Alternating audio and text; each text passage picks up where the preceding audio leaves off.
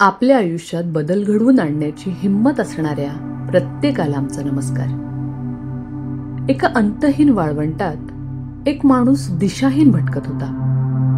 डोक्यावर प्रखर सूर्य, पायाखाली जळती वाळू आणि शरीरात उरली होती फक्त एक आशेची ठिणगी.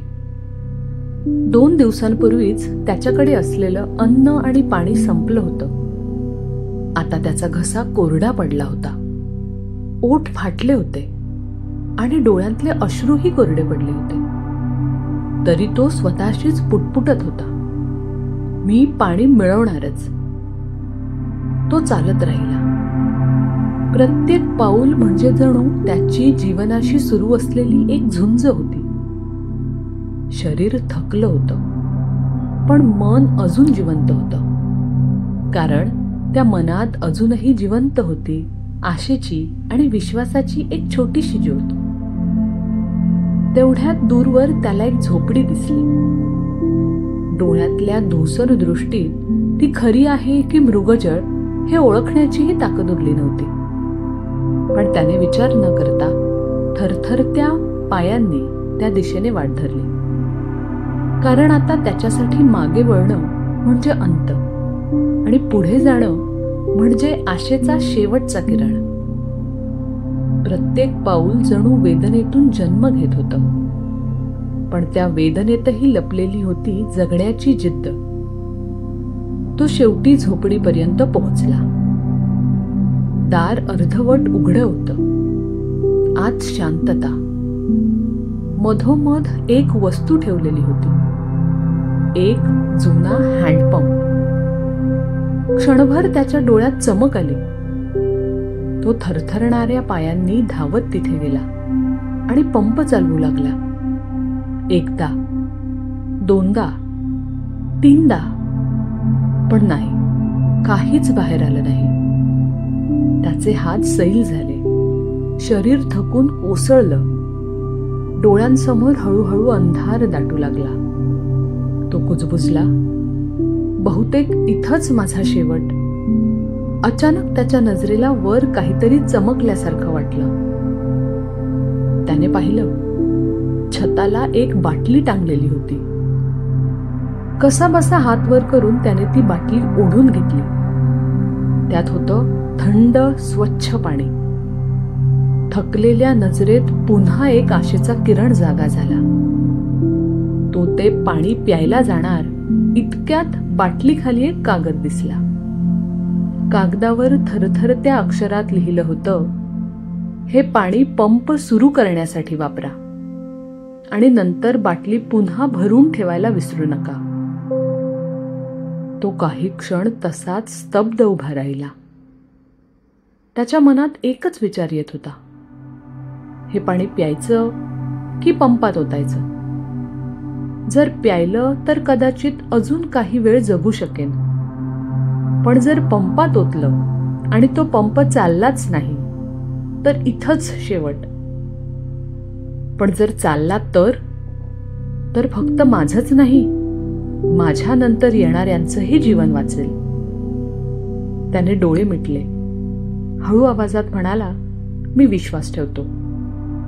त्याने बाटलीतील सगळं पाणी पंपात ओतलं. क्षणभर सगळं शांत झालं. मग त्याने पंप चालवायला सुरुवात केली.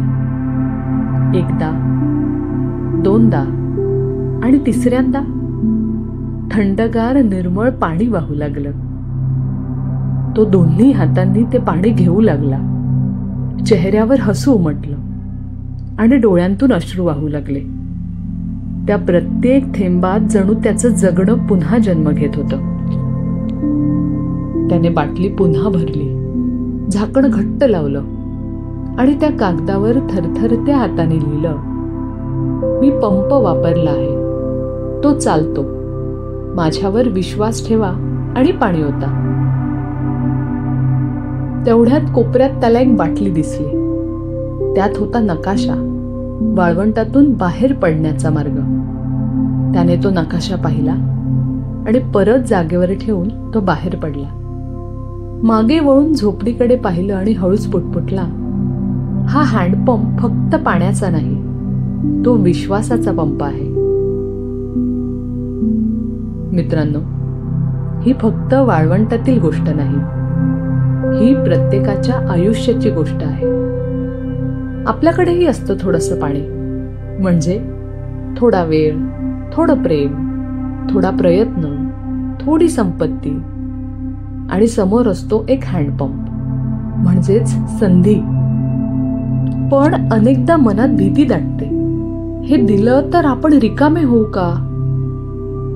पण आयुष्याचं खरं रहस्य असंच आहे, जेव्हा तुम्ही विश्वासाने देता तेव्हा विश्व तुम्हाला दुप्पटीने परत देतं. जसा त्या माणसाने पाणी पंपात ओतून विश्वास ठेवला, तसंच आपल्या आयुष्यातही परिस्थिती कितीही कठीण असली तरी पहिलं पाऊल टाकणं गरजेचं असतं. पुढे काय होईल हे माहीत नसतानाही. कारण विश्वास ठेवणं म्हणजे अंधश्रद्धा नव्हे, ते म्हणजे स्वतःवर, नियतीवर आणि जगातल्या चांगुलपणावर ठेवलेली श्रद्धा आहे. कधी कधी आयुष्यात जोखीम घ्यावीच लागते, कारण सुरक्षित राहण्यासाठी थांबलो तर प्रवास थांबतो, प्रगतीही थांबते. पण जेव्हा आपण भीतीला बाजूला ठेवून विश्वासानं एक पाऊल पुढे टाकतो, तेव्हा आयुष्य खरंच चमत्कार घडवतं. आणि हो, कधी आशा संपल्यासारखी वाटली तरी विश्वास हरवू देऊ नका. दररोज जीवन आपल्यासमोर अशीच एक बाटली ठेवतं. ही स्वतःसाठी वापरायची की कुणासाठी ओतायची, हा निर्णय नेहमी आपलाच असतो. पण लक्षात ठेवा, जेव्हा आपण मनापासून देतो तेव्हाच जीवन आपल्याला परत देतं थंडगार, निर्मळ आणि समाधानाचं पाणी. आणि त्या प्रवाशाने शेवटी जे लिहिलं ते फक्त त्या झोपडीसाठी नव्हतं, ते प्रत्येकासाठी एक सत्य आहे. माझ्यावर विश्वास ठेवा, हा हँडपंप खरंच चालतो. म्हणजेच विश्वास ठेवा, कृती करा, आशा जिवंत ठेवा आणि पहा, जीवनाचा पंप तुम्हालाही एक दिवस देईल थंडगार, निर्मळ आणि समाधानाचं पाणी. हा व्हिडिओ उपयोगी वाटला असेल तर लाईक करा आणि शेअर करा. आम्ही मनापासून प्रयत्न करतो आहोत नवनवीन विचारांना चालना देणारे आणि मनाला स्पर्श करणारे विषय तुमच्यापर्यंत पोहोचवावेत. तुमचा प्रत्येक लाईक, कमेंट आणि शेअर आम्हाला आणखी सुंदर आणि अर्थपूर्ण निर्मिती करण्याची प्रेरणा देतो. म्हणून कृपया चॅनल सबस्क्राईब करा आणि आमच्यासोबत हा प्रवास असाच पुढे चालू ठेवा, कारण तुमची साथच आमची खरी ताकद आहे. भेटूया पुढच्या व्हिडिओमध्ये. तोपर्यंत आनंदी रहा, सकारात्मक रहा